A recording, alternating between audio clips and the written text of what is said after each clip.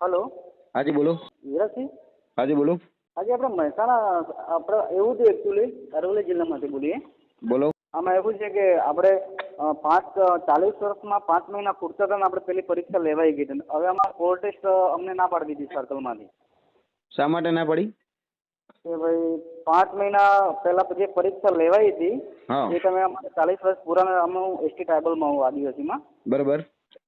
અને હવે call test માટે 27-28 તારીખે જે બોલાયા છે એમાં એવું કીધું કે તમારા હવે 40 વર્ષ પૂરા થઈ ગયા છે.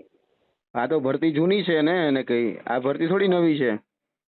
હા એટલે તો મેં કીધું મારે તો ઓલરેડી 58% હતા, પોલ ટેસ્ટમાં પાસ હતો, બધું ઓકે થઈ ગયું ને હવે અમારે કોલ લેટર મારે નહીં આવ્યું મતલબ. લે આવું થોડી હોય. હા એટલે મારો 5 મહિના પહેલા પરીક્ષા લેવા દે 5 મહિના પછી થાય તો એમાં મારો તો હું તો દાવેદાર છું જ નહીં. હા તમે દાવેદાર જ છો ને, કારણ કે ભરતી તો એ લોકોએ રદ કરી છે ને ભરતી રદ કરી તો બધાને ટૂંકમાં એજ એલિબલ જે ક્રાઇટેરિયા છે એમાં તો એને કંઈ ટૂંકમાં અમારે થોડો વાક છે ને કે કંઈ હા વયમર્યાદા અમે વધારવી જ જોઈએ એ લોકોએ તો. હા અને એમને મને એક ચાન્સ તો આપવો જ જોઈએ ને. મારે ઓલરેડી બધા પાસ છું ને મારે ઓકે થઈ ગયું હતું અને એ લોકો પરીક્ષા કેન્સલ કરીને હવે મહેસાણા સર્કલની અંદર અમને પોલ ટેસ્ટ માટે 28-29 તારીખે જ્યારે બોલાયા હતા એમાં મને સર્કલમાંથી ફોન આવ્યો કે તમારી ઉંમર પૂરી થઈ ગઈ કે તમને પોલ ટેસ્ટ ના મળે એમ. ઓહો.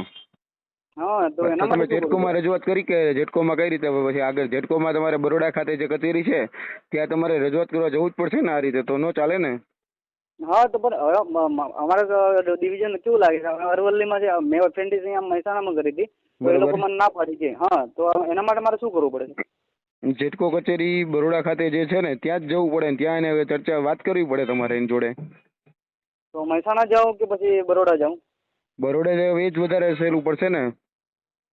એવું છે એટલે મેં કીધું આ નંબર મળ્યો તો મેં કીધું વિરાજસિંહ જાડેજા સાહેબ જોડે વાત કરી લઈએ તો એનો કોઈ રિસ્પોન્સ મળશે નહીં.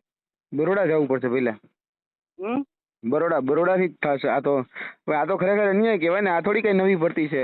આ તો જૂની ભરતીમાં એ લોકોએ જે ભૂલ હતી એ ભૂલ સુધારી ટૂંકમાં એને કેવું કીધું કે ભાઈ અમારે પોલ ટેસ્ટમાં ભૂલ થાય ને આપણી તો ભૂલે નથી. ભૂલ તો અધિકારીઓની છે.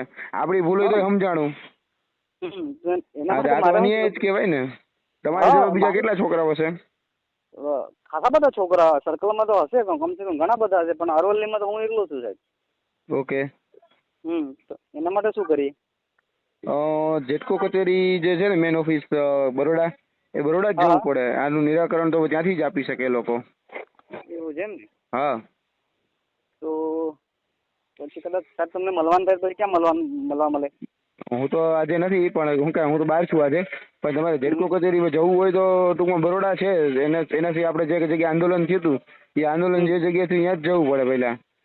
એવું એમ ને? તમે પોલ ટેસ્ટ અને પ્રિલિમિનરી લેખિત બંને પાસ હતા? બંને. તો થોડી એને કે તમે એને કે મને રોકી શકો એને કે યાર. હવે 5 મહિના પછી ઉંમર પૂરી થઈ ગઈ મેં તો એ મારો થોડું ભૂલ છે સાહેબ. હા સાચી વાત છે. તો એ પૂછવા માટે સારું ચલો હું તમને પછી શાંતિથી કોલ કરું બરોબર છે. પણ બરોડા જે રહ્યું એ બરોડા તમારે જવું પડે. ભલે. હાજી ભાઈ.